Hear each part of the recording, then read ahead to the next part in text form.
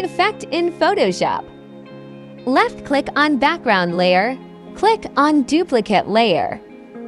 Press OK. Click on filter option.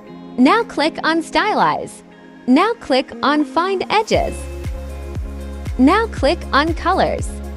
Now select the blue color. Press OK.